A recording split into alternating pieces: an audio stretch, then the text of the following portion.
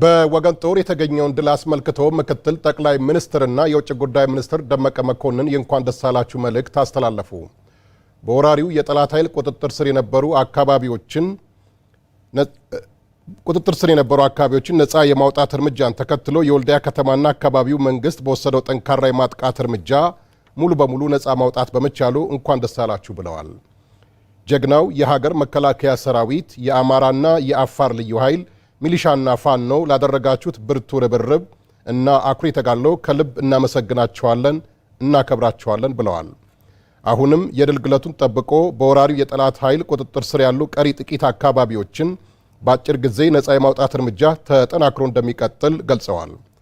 በሌላ በኩል የአማራ ክልል ምክር ቤት ዋና አፈ ጉባኤ ፋንቱ ተስፋዬ ለመላው ኢትዮጵያውያን የእንኳን ደስ አላችሁ መልእክት አስተላልፈዋል። የአማራ ክልል ምክር ቤት አፈ ጉባኤ ፋንቱ ተስፋዬ ባስተላለፉት የእንኳን ደስ አላችሁ መልእክት መላው ኢትዮጵያውያንና ኢትዮጵያ ወዳጆች ለህልውና ዘመቻው እያደረጉት ላሉት አስተዋጽኦ ያላቸውን አክብሮትና አድናቆት ገልጸው በቀጣይም በሚደረገው መልሶ ማቋቋም ትብብሩ እንዲጠናከር ጥሪ አቅርበዋል። ድሉን አስመልክቶ የአማራ ክልል ርዕሰ መስተዳደር ዶክተር ይልቃል ከፋለም የእንኳን ደስ አላችሁ መልእክት አስተላልፈዋል። ርዕሰ መስተዳደሩ ባስተላለፉት መልእክት የተገኘው ድል የሚያሳየን የኢትዮጵያን አንድነት ማጽናት በትውልድ ቅብብሎሽ የነበረ ያለና ወደፊትም የሚኖር የጀግኖቻችን መስዋዕትነት ውጤት መሆኑን ነው የገለጹት።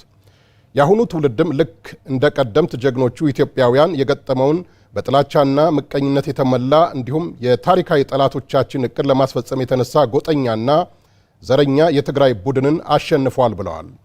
ድላችን ዘላቂ ለማድረግ ይህን መጥፎ መንፈስ ዳግም ለኢትዮጵያ አንድነት ስጋት በማይሆንበት ደረጃ እስኪደርስ ትግሉ መቀጠል ይኖርበታል ብለው ያሉት ርዕሰ መስተዳድሩ በተመሳሳይ የአማራ ክልል ብልጽግና ፓርቲ ጽህፈት ቤት ኃላፊ አቶ ግርማይ ሽጥላ በወገን ጦር በተገኘው ድል ለመላው ኢትዮጵያውያን የእንኳን ደስ አላችሁ መልእክት አስተላልፈዋል። የሀገራችንና የሕዝባችን ጠላት የሆነውን ወራሪ ቡድን ለመደምሰስም ትግላችን እስከ መጨረሻው ተጠናክሮ የሚቀጥል ነው ብለዋል። ሕዝቡም አንድነቱንና መደጋገፉን አጠናክሮ በመቀጠል በጠላት ተወረው የነበሩትን ወገኖችና የወደሙ ተቋማትን የማቋቋም ስራ ላይ ርብርብ እንዲያደርግ ጥሪ አስተላልፈዋል።